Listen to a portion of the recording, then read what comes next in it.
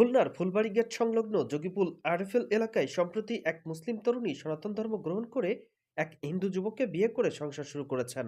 ভালোবাসার টানে ধর্মীয় ভেদাভেদ ভুলে ঘর বাঁধার এই ঘটনাটি স্থানীয় এলাকায় বেশ চাঞ্চল্য সৃষ্টি করেছে। তবে এই ঘটনার আসল রহস্যর বিস্তারিত শুনুন এই ভিডিওতে। আসসালামু আলাইকুম, কেমন আছেন সবাই?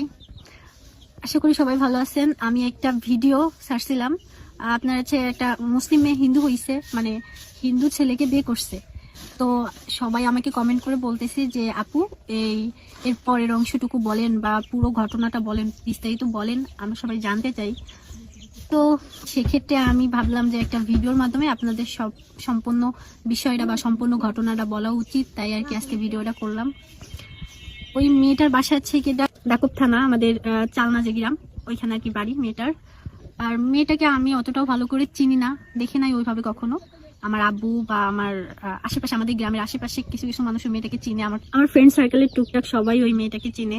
আর ওই মেয়েটার সাথে ছেলেটার পরিচয় হয় অটোতে করে যাচ্ছিল তখন ওই মেয়েটা আর কি ছেলেটাকে একবারাই বলে যে হচ্ছে এটা আপনার পরিচয়। তারপর ছেলেটা পরিচয় দেয়, দেন মেয়েটা বুদ্ধি করে পরিচয় দেয় সে হিন্দু, নাম শ্রেয়া এটা বলে। তারপরে যে ছেলে বলে আপনি আমাকে বিয়ে করবেন।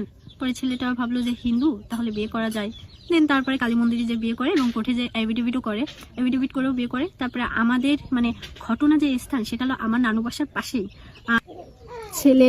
ছেলেরা মানে যে ছেলেকে বিয়ে করছে, যে হিন্দু ছেলেটাকে, ওরা অনেক দিন যাবত আমার নানু বাড়ির পাশেই থাকে। স্থানীয়ভাবে সবাই ওদের চিনে, খুব ভদ্র ওরা।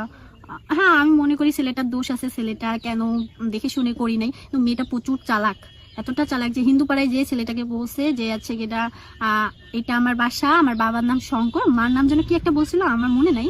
তারপরে ছেলেটা কালী মন্দিরে যে বিয়ে করে এভিডেভিট করে, তারপরে 2 মাস সংসার করতেছে আমার নানু বাড়ির পাশেই। পরে 2 মাস সংসার করার পরে মেবি মানে শুনছি আর কি বাচ্চা অ্যাবর্শন করতে গেছিল 250 বেড, তখন আর কি ওইখান থেকে ডক্টর কল করছিল তার শাশুড়ি আমাকে।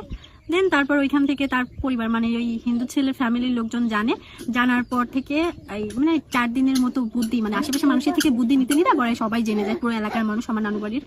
তারপরে যাচ্ছে এটা সবাই মিলে তো মেয়েটাকে মারবে ধরবে। ছেলেটা পলাতক, এখনো পর্যন্ত পলাতক, সেই যে বাসা থেকে বের হয়েছে তার কোনো খোঁজই পাওয়া যায়নি, ফোন টোন বন্ধ, আসে নাই। তারপর আমি যেদিন ভিডিওটা করছি আমি নিজে স্বয়ং ঘটনাস্থানে ছিলাম। মেয়েটার ভিতরে নিম্নতম ভয় বলতে কিচ্ছু নাই, যে সে ইসলাম ধর্মকে অবমাননা করছে, যে তার ভিতরে যে একটা ভয় থাকবে সেই ভয়টা কিচ্ছু নাই তার ভিতরে। সে হেসে হেসে কথা বলতেছে আর ফাজলামি করতেছে, পুরো ফানি, মনে হচ্ছে সাইকো।